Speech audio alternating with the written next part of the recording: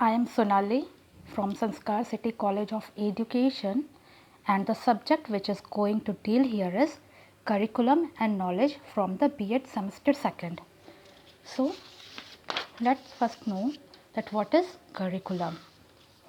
A curriculum is that which is taught to the students to attain the aim of education, and the curriculum consists all the total experience that a pupil receives through various activities that goes on in schools, classrooms, library, laboratory, workshop, playground, and in the numerous interaction between the teachers and the pupils. I can say a curriculum is a cyclic process, and in this process the elements are teaching, objectives, methods of teaching,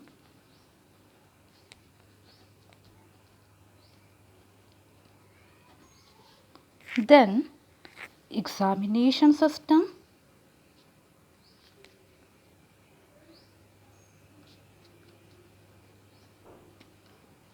then feedback,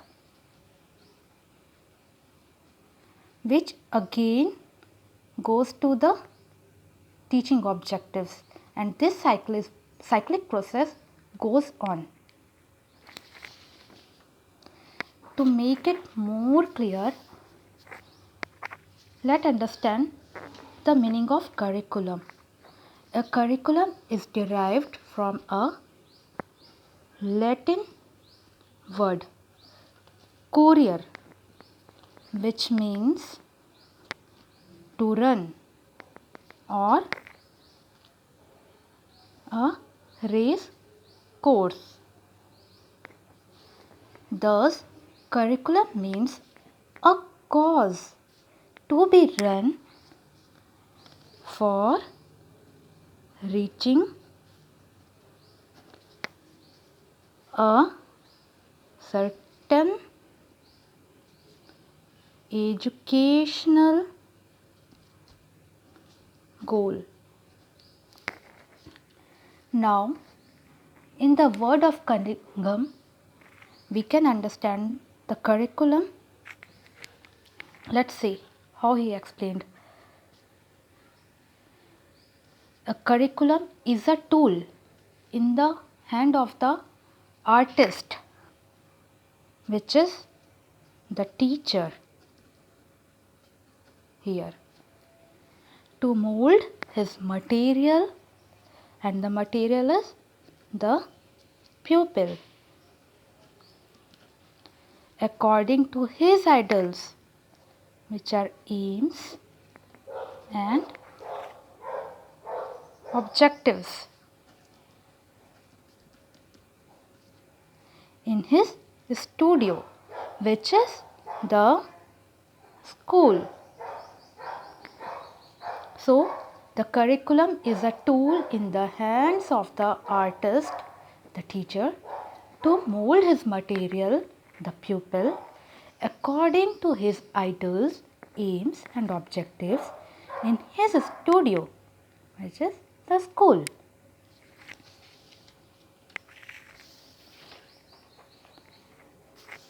Now, come to the objectives of curriculum.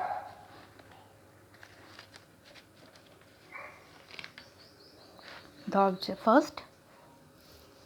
first objective is to develop the all-round personality of a pupil, to develop appropriate mental and emotional point views and habits in the students. Then the second objective is to develop knowledge and various skills in a child according to his abilities.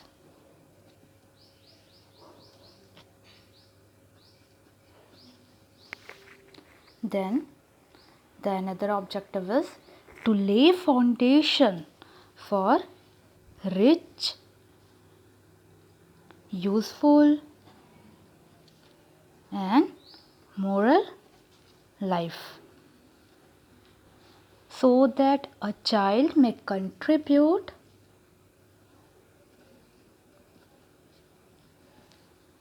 for social welfare. Then the another objective is to develop a unique judgment ability, so that a child can differentiate that what is good and what is evil. Okay. Now the another objective is to develop interest and abilities in the child for new search. And the sixth objective is to develop the thinking, searching, understanding and decision making abilities of a child for moral development.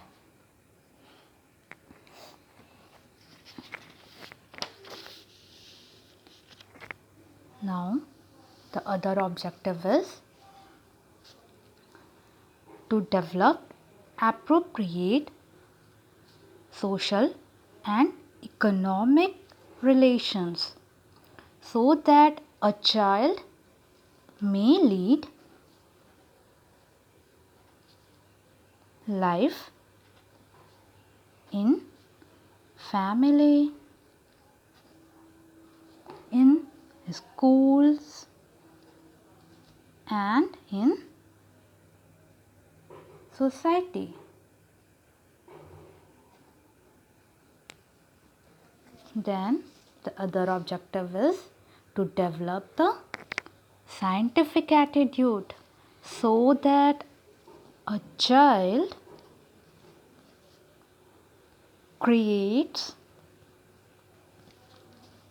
new values for themselves.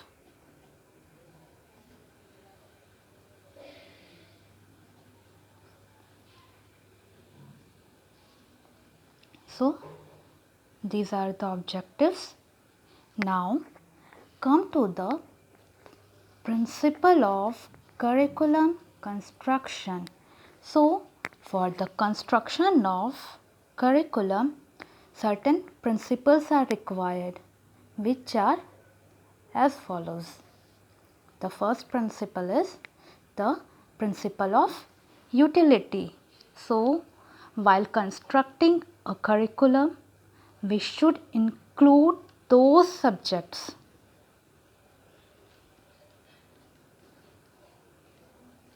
which are useful in everyday life,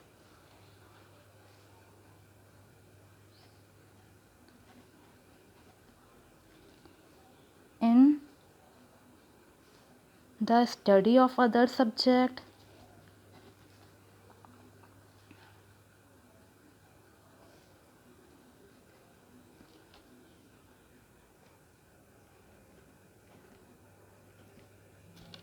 in various vocations. Now The second principle is the principle of community centralities. So what is here? A child is to live in and for the society. So we should include those topics which must be shaped for the needs and welfare of the community. Okay, and the other principle is principle of flexibility. A curriculum should be flexible, so we cannot follow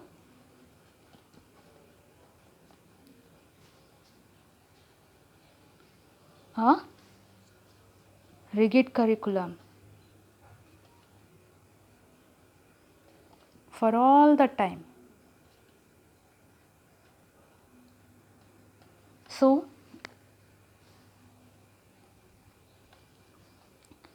a curriculum has to be modified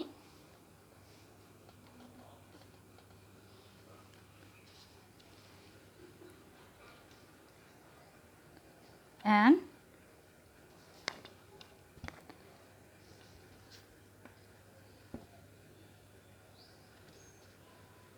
revised time to time.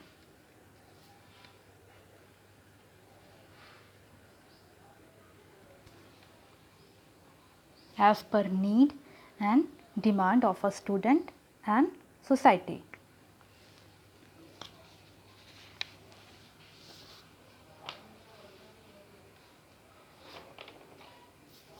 Now come to the principle of child-centered curriculum.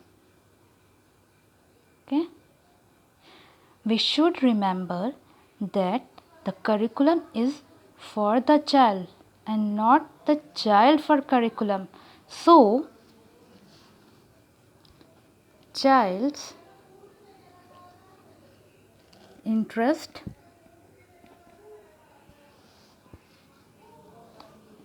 abilities, age level should be considered while constructing the curriculum. Alright.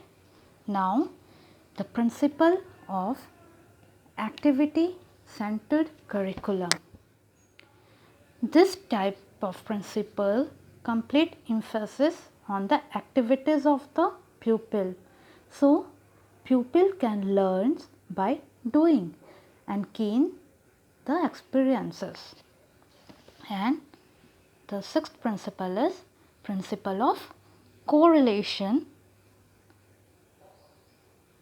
So, while organizing the content, we should arrange the topics in such a way that correlation of the subject is possible, and the correlation can be of the following types: the correlation with life, with other subjects, with branches of some subjects,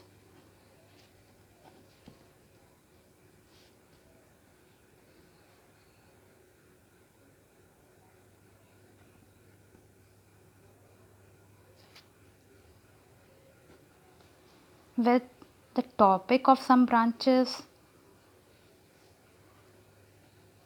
topic of same branches, then with craft or work experience.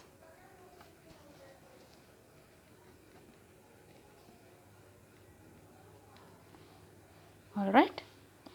Now the principle of preparatory value. So the content in a curriculum should include those topics which prepare a child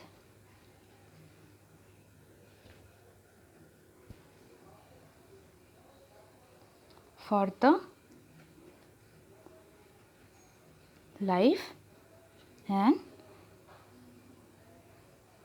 for the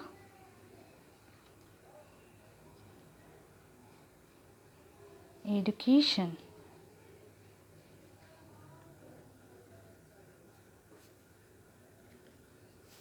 Sorry.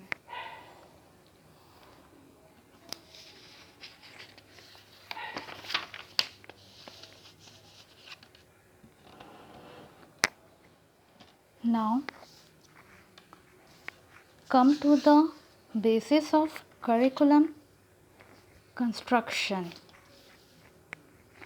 And the basis of curriculum constructions are philosophical, sociological, psychological and scientific basis. And the philosophical basis include realism, idealism, naturalism and pragmatism. In realism, the realistic curriculum is developed according to the utility and needs. And in the curriculum,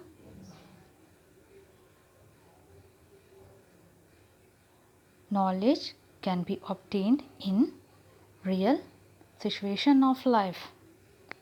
Now, idealism. The main aim of curriculum assumes thoughts, eternal values and ideas. It emphasizes on the humanistic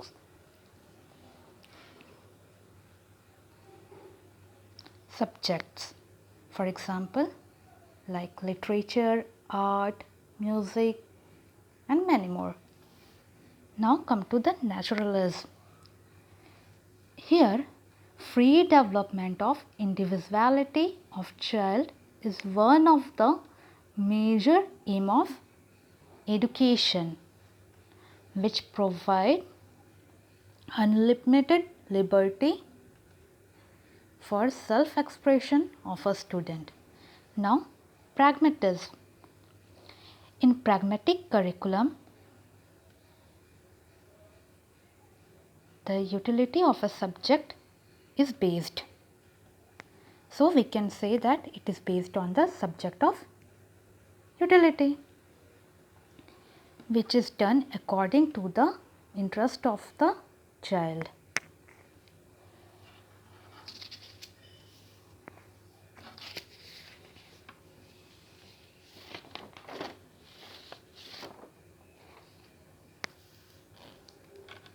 Now, come to the types of curriculum. The first type is subject-centered curriculum.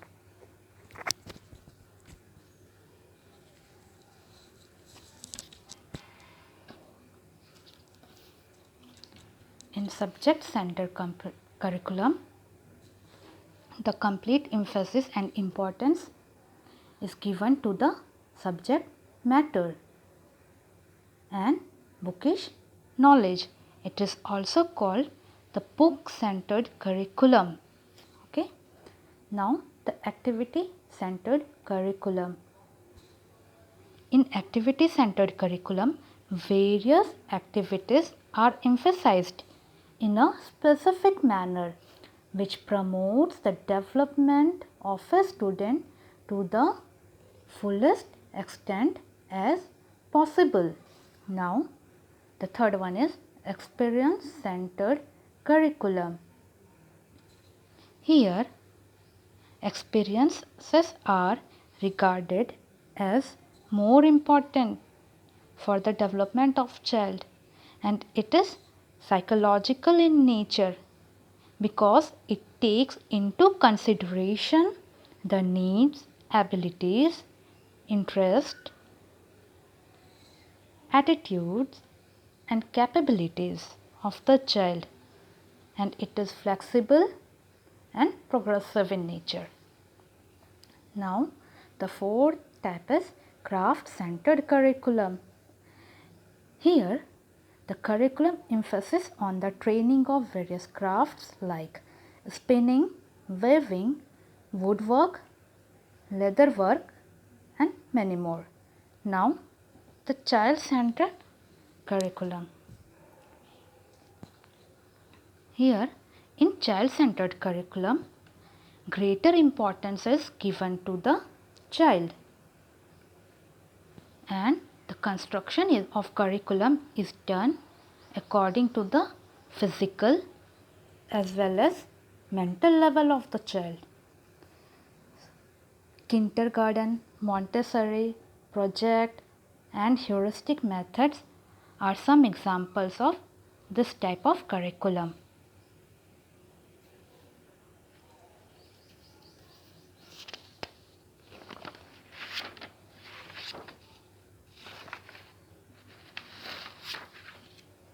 Now, the core curriculum.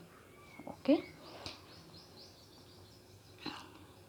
In the core curriculum, some subjects are grouped together as essential and compulsory subjects, which aim is to develop both individual and society. So, now come to the consideration points for curriculum constructions.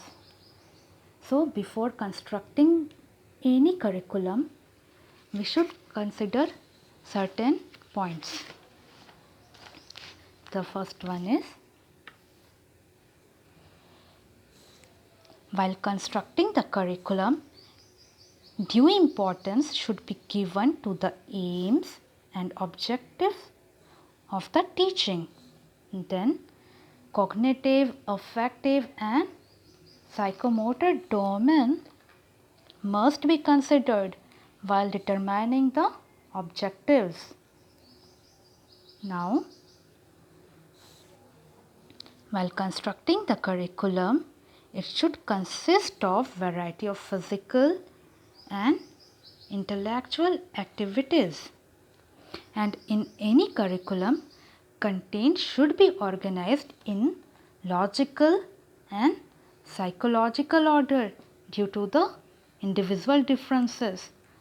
And a curriculum must solve the problems of livelihood. So, these are the few points which should be considered for the constructing curriculum. Now, come to the conclusion.